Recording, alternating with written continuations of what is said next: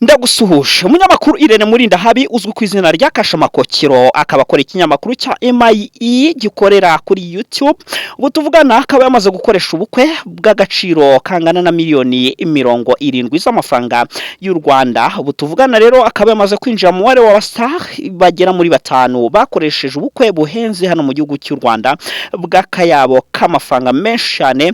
Uyu munyamakuru rero yaciye agahigo. Ubundi se abantu bastar nabahe? Niba warakanze subscribe uzagenda umenya ibintu byinshi kuri iyi channel YouTube ngiye kugezaho amakuru nkayangaya. Nitwa Bonviva, yino yitwa Kingdom JBTV. Wowe gukanda subscribe ni ingenzi ngiye nkakugezaho amakuru. Ngayo rero nguko ngwaye ikaze ku muyoboro mugari wa internet kandi narakubwiye urisanga. Welcome.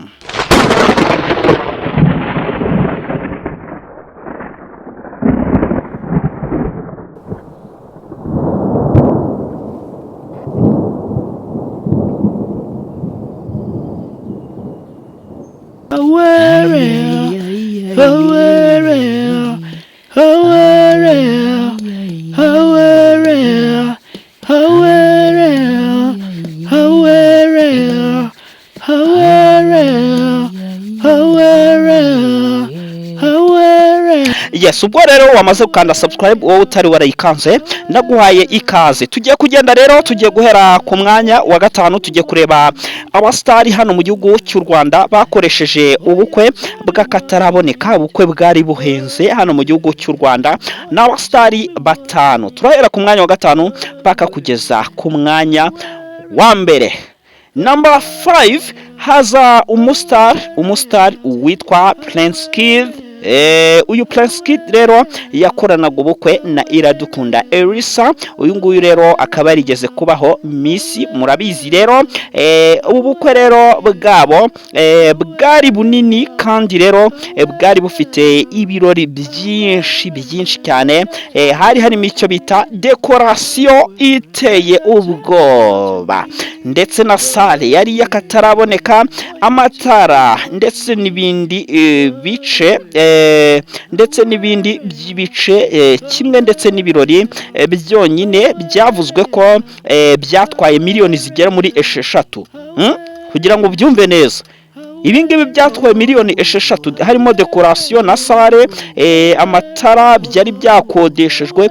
Ibi byose byatwaye miliyoni 6. Ubwo rero ubukwe bwa Prince Kid muri rusange total y'amafaranga Prince Kid yakoresheje mu bukwe byose no kugira byose birimo bwatwaye miliyoni zigera muri 32.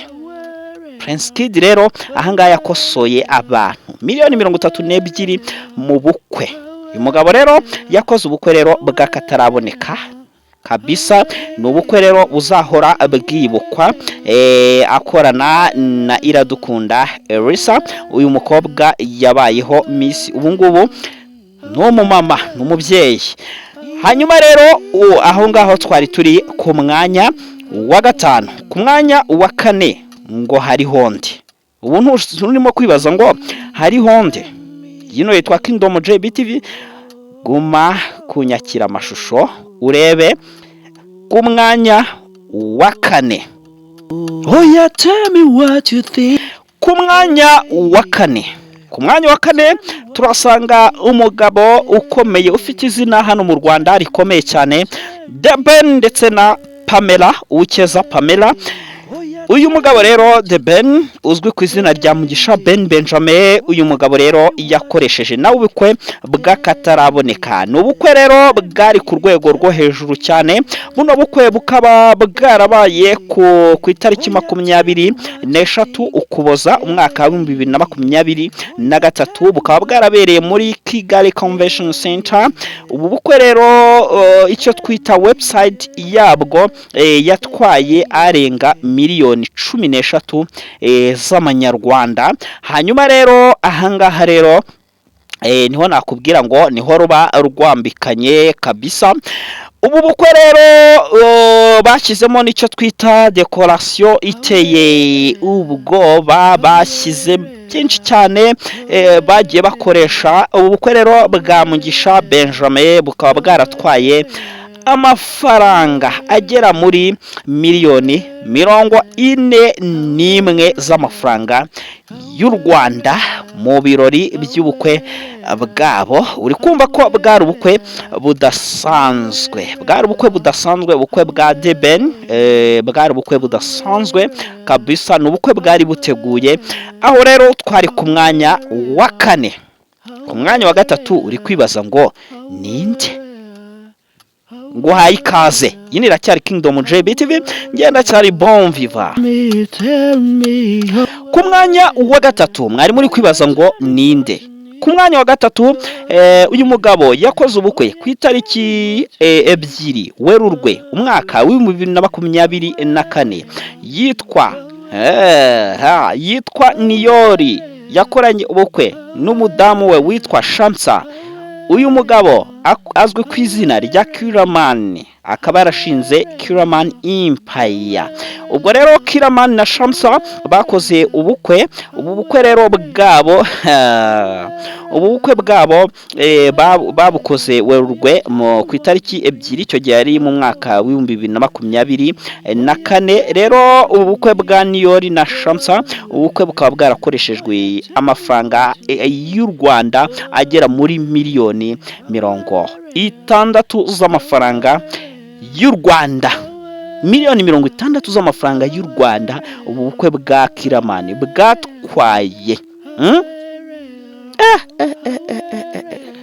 Kiraman hano yanditse amateka mu bakinnyi ba filime. Uyu mugabo niwe muntu wakoresheje ubukwe buhenze na n'aya magingo kugeza uyu munsi, ndetse ushyizemo no mu basitari. Turi kumusanga ku mwanya wa 3 mu basitari bo mu Rwanda bose bakoze ubukwe buhenze hano mu Rwanda. Kiraman kabisa, kude chapeau kabisa, uri umuntu wo kubahwa, niyo mpamvu rero bamwita Daddy. Hanyuma rero ushobora kwibaza ngo ku mwanya wa 2 ninde? Ku mwanya wa 2 ninde? Okay, wowe watekereje ubwo ngubwo uraje urebe niba ari we koko. Iracyari Kingdom JBTV, ngenda cyari Bon Vivant. We guma kunyakira amashusho uramenya byinshi. Ku mwanya wa 2 ninde? Yes, ku mwanya wa 2 rero yakoze ubukwe ku itariki 15 Kanama umwaka wa 2026. Ubukwe bwabereye mu Ntare Arena ku Gisozi, aho ngaho ni Kigali. Imbere y'ubukwe byari byifashe bite rero? Ubundi uyu muntu ninde? Uyu muntu na wundi yitwa Kashamakokiro, mwite Morodekar, mwite Irene Murindahabi. Irene kabisa. Uyu nguyu rero yakoze ubukwe n'umudamu witwa Ishimwe Lilian kabisa, akaba yarabukoze ku itariki 15 Kanama umwaka wa 2026, aho ubukwe bwabereye nkuko nandi kubikubwira ni mu Ntare Arena, aho ngaho ni mu gace ko ku Gisozi i Kigali. Mbere y'uko rero bari bamaze gusa naho basezerana imbere y'amategeko, bakaba mu byibuke neza, bakaba bari basezeranye ku murenge ku itariki 11 Kanama umwaka wa 2026. Ubukwe bwabo rero nkuko nandi kugenda mbikubwira kabisa, ahangaha uragenda ubyumva neza. Hano turacyari ku mwanya wa 2 mu bantu bakoresheje ubukwe buhenze hano mu gihugu cy'u Rwanda, ariko by'umwihariko baba star. Uyu rero Irene Murindahabi Kashamakokiro, mbere yuko tujya ku bukwe bwe, umurenge yari yabanje kujya gusezerana na Lilian mu murenge wa Gishari, aho ni mu karere ka Rwamagana. Bakaba bari bagiye nkuko nabikubwiraga ku itariki 11 Kanama umwaka wa 2026. Ku munsi w'ubukwe hakaba harabaye umuhango wo gusaba ndetse no gukwa, ndetse hanabaho gusezerana imbere y'Imana ndetse no kwakira abatumiwe mu bari rero bahari bari barimo ibyamamare bigiye bitandukanye. Ibyamamare rero bizwi byari bihari muri uyu murenge wa Irene Murindahabi. Hari DJ Philipita, Rocky Kimomo, Rigane Rugaju, Mahoro Nasiri ndetse na Kimenyi Tito ndetse n'uwitwa Rumaga Junior, Anita Pendo ndetse na Aisha Inkindi, Papa Sava ndetse n'uwitwa Kiraman. Ni mu gihe uwitwa Cyusa Ibrahim niwe waririmbye mu muhango wo gusohora umugeni ni rero Liliane. Uyu nguyu rero niwe wamushyikirije umuryango wa Irene Murindahabi. Wow, kabisa. Ubu bukwe rero bwa Irene Murindahabi bukaba bwaratwaye amafaranga y'u Rwanda akabakaba miliyoni 70 z'amafaranga y'u Rwanda. Irene Murindahabi ari ku mwanya wa kabiri mu bantu bakoresheje ubukwe bw'akataraboneka hano mu gihugu cy'u Rwanda, by'umwihariko abastale. Kabisa, Irene kabisa bahoze bamucunago zamubwira batese wowe kusazi aho ngaho, abasore basazira aho ngaho.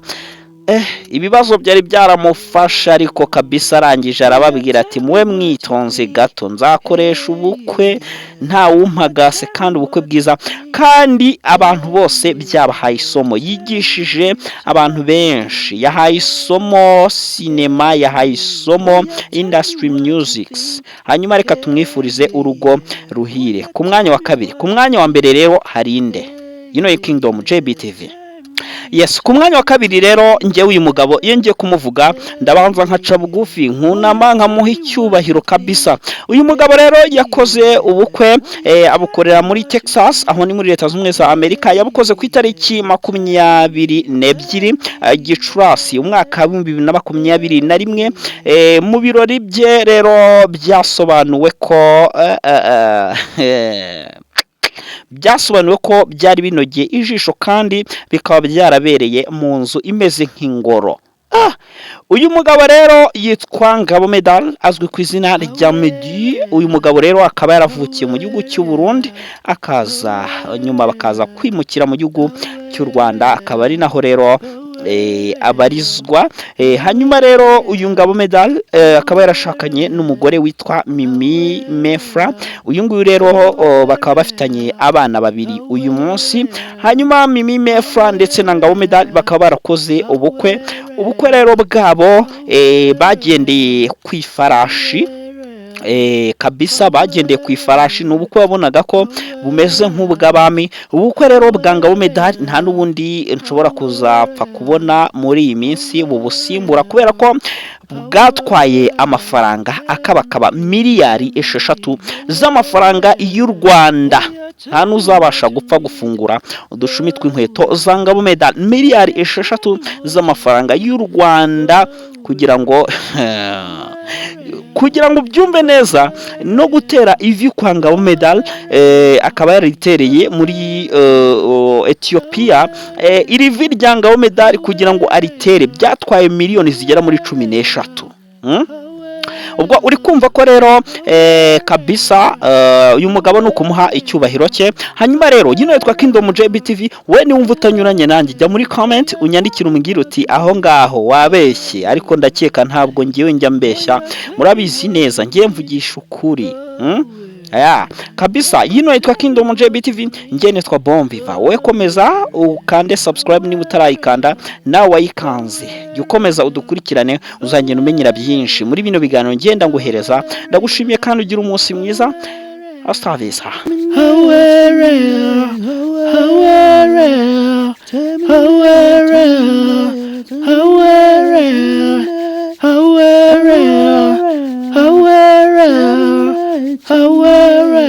Oh yeah, tell me what you need. Oh yeah, tell me what you need. Oh yeah, tell me what you need. Oh